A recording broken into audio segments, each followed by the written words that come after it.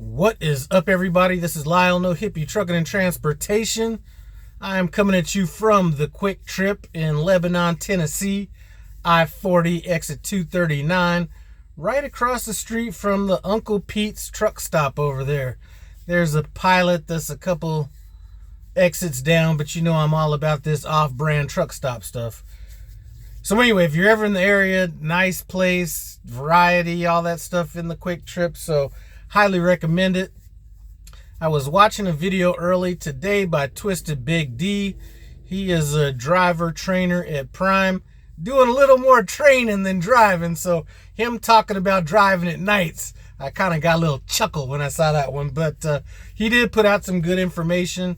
So I'm going to put a link to his video in the description below. He was talking about some of the reasons he likes driving at night.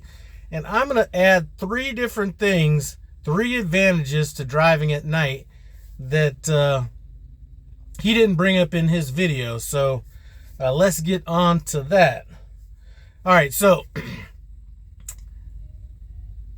if it's summertime, I will typically like to drive at night almost as much as I can.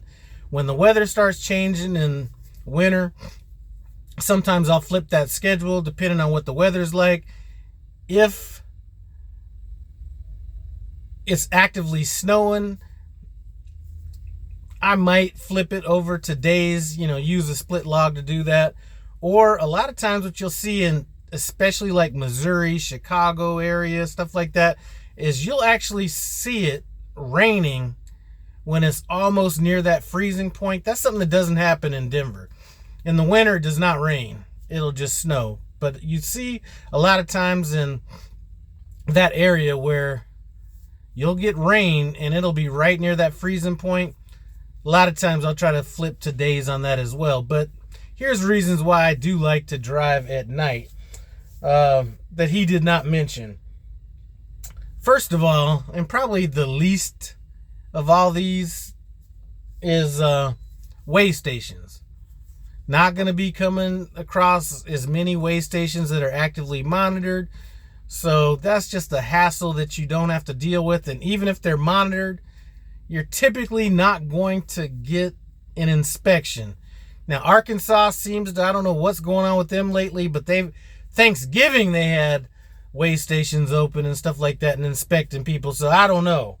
So, but typically you're not going to see as many open way stations, and if they are, they're not going to be inspecting. Something else that you're going to gain by driving at night is better fuel economy, less stop and go traffic, less slowing down, less people getting in front of you, cutting you off, making you hit the brakes, all that kind of stuff. So going to get better fuel economy driving at night.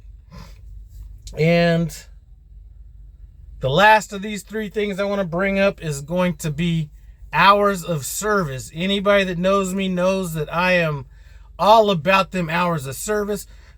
To me, hours of service equate to dollars. And because you're able to drive more miles at night, it's going to save you on your hours of service. So I guess miles could have been a totally different one.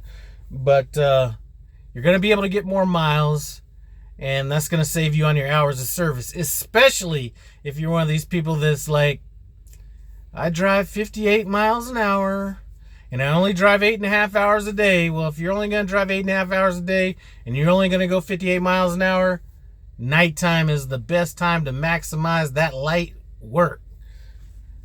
So,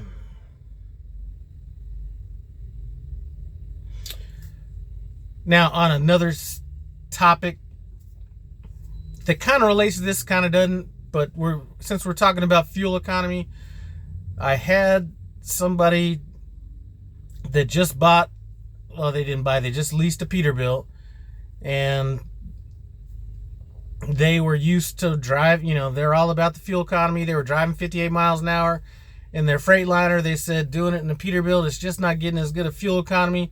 Part of the reason Peterbilts in general aren't going to, except for these newer ones. This one that I have now is going to be getting you in the mid 9s, something like that. But Peterbilts, if you happen to be driving one, a 579, I'm not talking about a 389, anything like that. 579, you're gonna want to drive minimum, or 59 miles an hour, or 59 miles an hour, possibly 60, because it won't get out of 11th gear. So if you're just out there thinking that driving slow or driving 58 or 55 or whatever in a Peterbilt is going to get you better fuel economy, not the case. Get it above 59, 60. Make sure you get into 12th gear. Then you're going to be maximizing your fuel economy. Anyway, that's about all I had to say about that. Run over. I'm going to put a link to Twisted Big D's video in the description below so you can check out why he likes driving at nights when he's actually driving. Because, shoot, I think his wife's put more miles on the family car in the last, year than he's put on any truck. So, I'm joking if you haven't been watching this. But, anyway, go check out his channel. He gives a totally different perspective from a trainer's point of view. If you happen to be thinking about coming to Prime, that's definitely a channel that you want to kind of get into. Anyway, I appreciate you guys stopping by No Hippie Trucking and Transportation. As always, comment, subscribe, and I'm out.